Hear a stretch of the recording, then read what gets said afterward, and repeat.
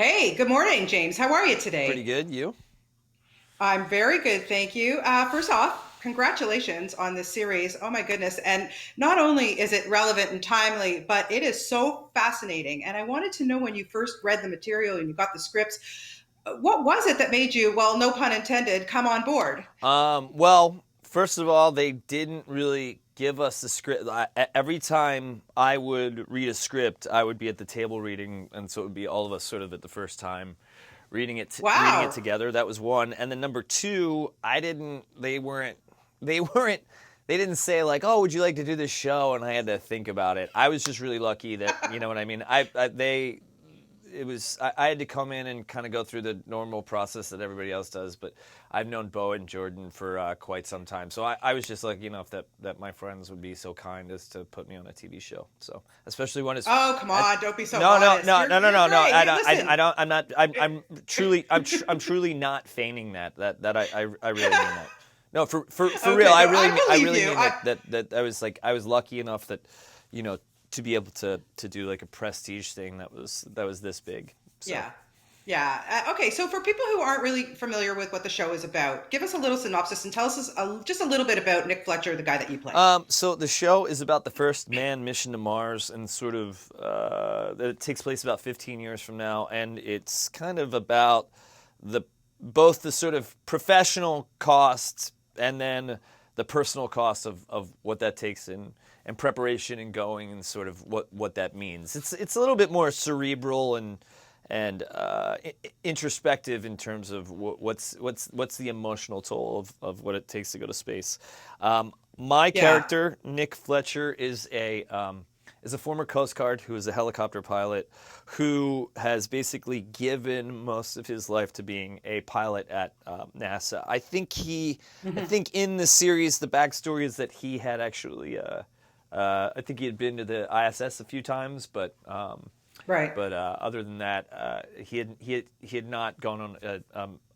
And so the whole first season is like you don't know if he's going to end up going to Mars or not. So Okay. And he has, a pretty good crew there. But I have to ask you. I mean, come on, working with somebody like Sean Penn, how cool was that? it was awesome. It was really scary at first. I Hmm. was really overwhelmed because the first big thing I had to do is this really long monologue where I'm the only one talking and I was just, it was, I remember being like, oh my God, I can't screw this up around Sean Penn because this is going to be a total disaster. I got to get through this. And I did it once and I sort of like blacked out and came back and it was fine. And no one was angry with me. So, but I got to tell you, sometimes it's really funny.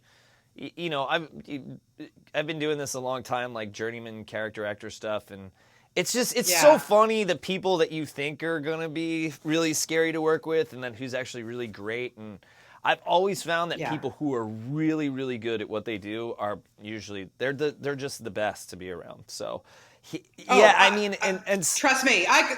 Yeah, I get it. Trust me. I'm like that with you, with people. When I talk to them, I interview them. I've been doing this for a long time, and it's always the people that I'm most nervous about.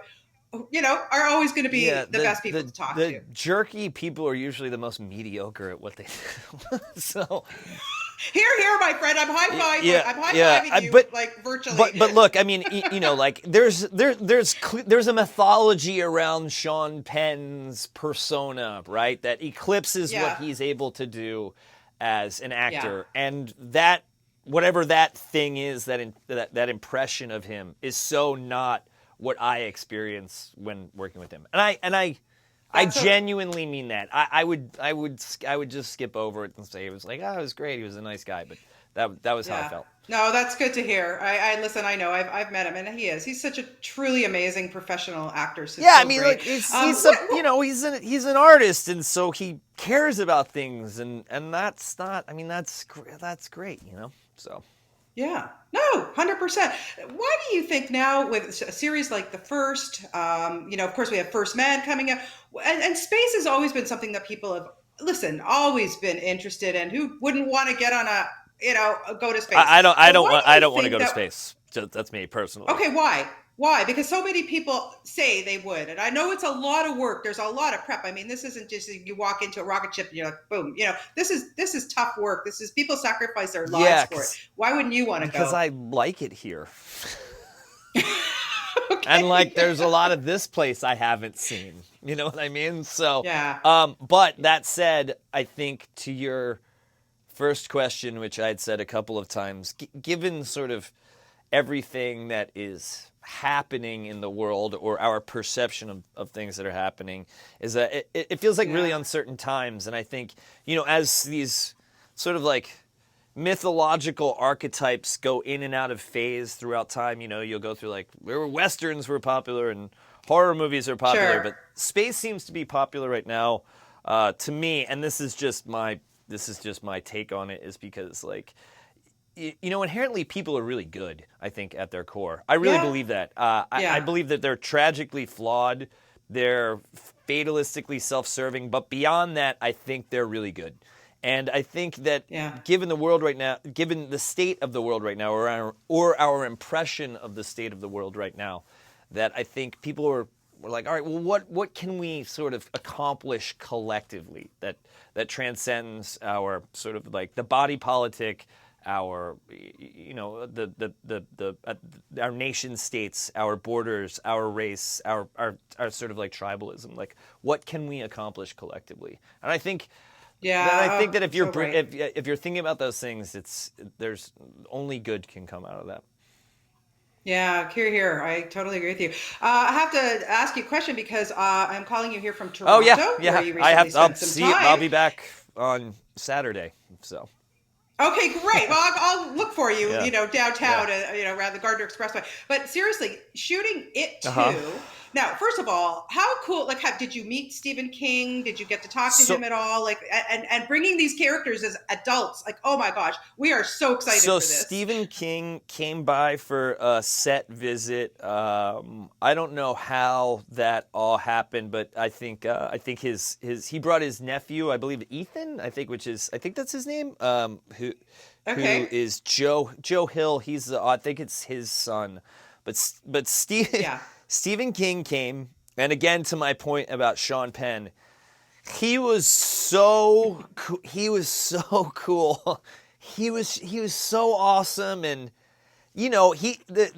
the thing about Stephen King, which I find again, the common denominator about people that are really great, right? That are really great at what they do, artists, athletes, anybody, is that the one thing that they have is a sort of insatiable curiosity that is bigger than their ego about however it is that they feel about about their work.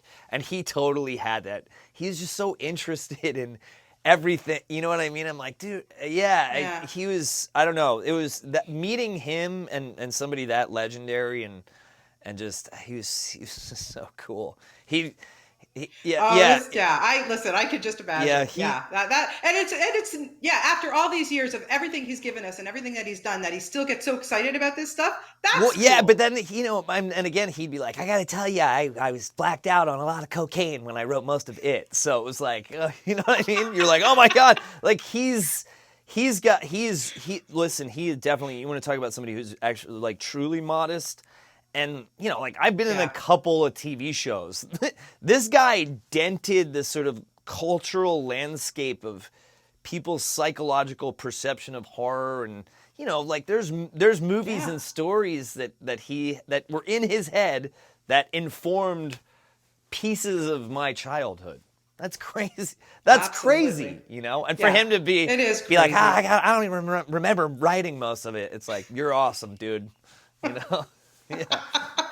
Well, James, first of all, listen, congratulations on everything. I can't wait to see it too. But the first is going to start streaming on Hulu. I think people are Yeah, going to I really, know that really I know love that this. here in the States it already came out, so I wish I could tell you. Yeah, yeah. Yeah, we're getting it here as well. And listen, we look forward to everything that you do. And also, thank you for your performance on The Wire, one of my Oh, absolute you're all-time welcome. favorite shows. So I just You're had to get you're that in welcome, there. Bonnie. Uh, yeah, so Yeah, you great to too. talk to you, and I'll look out for you here in Toronto. Best of luck to you, James. Thanks so much. Bye.